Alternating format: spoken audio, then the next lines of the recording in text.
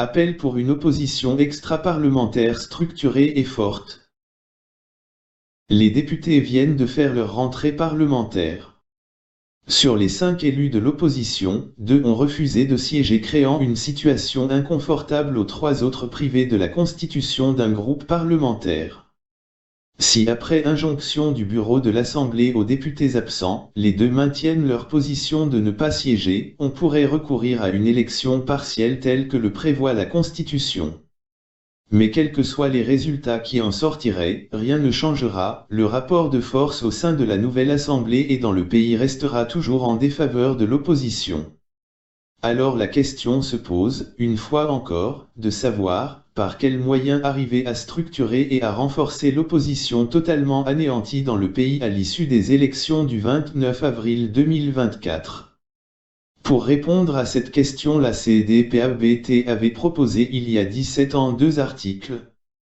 L'un intitulé « Appel pour une opposition extra-parlementaire structurée et forte », publié le 10 novembre 2007, et l'autre « Une opposition extra-parlementaire forte et bien structurée comme contre-pouvoir indispensable à la poursuite de la lutte pour le changement politique », publié le 28 décembre 2007.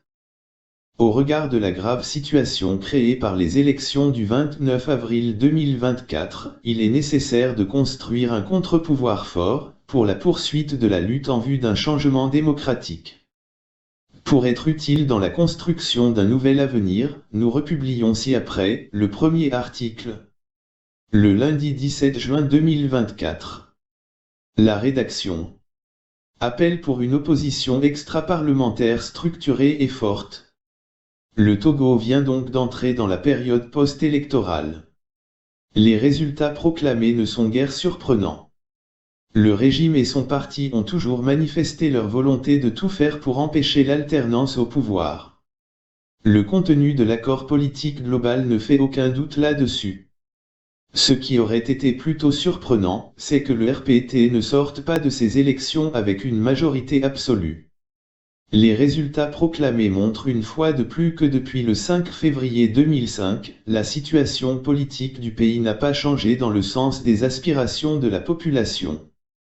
Et que l'alternance au pouvoir, qui est le but ultime du processus engagé en 1990, constitue encore un objectif lointain. Il est clair qu'une assemblée où le RPT a la majorité absolue ne fera rien pour permettre à l'opposition de renverser la situation. Au demeurant, c'est de bonne guerre. Par ce scrutin, l'UFC a enfin réussi à montrer son importance par rapport aux autres partis d'opposition. Le scrutin a permis de clarifier le tableau politique de l'opposition. Il est possible que cette clarification ouvre des perspectives nouvelles pouvant permettre la poursuite du combat du peuple togolais pour la démocratie avec plus de cohérence et d'efficacité. Cependant, les résultats du scrutin mettent l'UFC dans une position difficile. Gilles-Christ Olympio l'a bien exprimé lui-même dans son interview du 26 octobre dernier à Ouaga. Quelle que soit la nature des garanties que Faure pourrait éventuellement accepter de donner à Gilles-Christ comme ce dernier le demande, les choses ne seront pas faciles, pas plus à l'Assemblée qu'au gouvernement. Dans tous les cas, la situation de l'UFC sera la même que celle que le CAR et la CDPA ont affichée dans le gouvernement d'union nationale.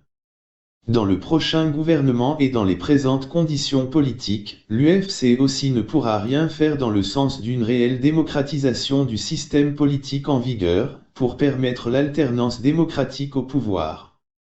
Les élections du 14 octobre ont ouvert au régime et à son parti une nouvelle ère où ils continueront de se maintenir à la tête de l'État, et où ils continueront d'exercer tous les pouvoirs, face à une opposition parlementaire neutralisée. Faure et son clan risquent ainsi de rester au pouvoir pendant des décennies encore, comme son père l'a fait. Dans l'état actuel du rapport des forces, l'opposition parlementaire ne pourra rien pour éviter cela. La seule manière d'arriver à éviter ce risque est la constitution, dans les meilleurs délais possibles, d'une opposition extra-parlementaire structurée et forte avec l'émergence du MFAO. Ceci ne peut pas être l'affaire d'un seul parti, quel qu'il soit. Dans le contexte politique créé par les élections du 14 octobre, la constitution d'une opposition extra-parlementaire forte et cohérente n'est concevable que dans une vision transpartie où tous ceux qui refusent la présente situation peuvent se retrouver et agir ensemble. Par quelle modalité arriver à structurer et à renforcer cette opposition extra-parlementaire ? La CDPABT souhaite vivement que tous ceux qui refusent la nouvelle situation issue des législatives du 14 octobre acceptent une discussion commune, avec pour objectif la définition d'une plateforme politique minimale, en vue de la constitution de cette opposition extra-parlementaire. Fait à Lomé, 10 novembre 2007. Pour la CDPABT, le premier secrétaire. Professeur Goukonou. Merci de votre attention. Vous pouvez lire l'intégralité de l'article présenté dans cette vidéo sur le site de notre parti, CDPABT, en cliquant sur, ou en copiant et collant le lien ci-dessous. Et surtout, n'oubliez pas de partager nos vidéos et autres publications le plus largement possible autour de vous. Vos commentaires sont également les bienvenus.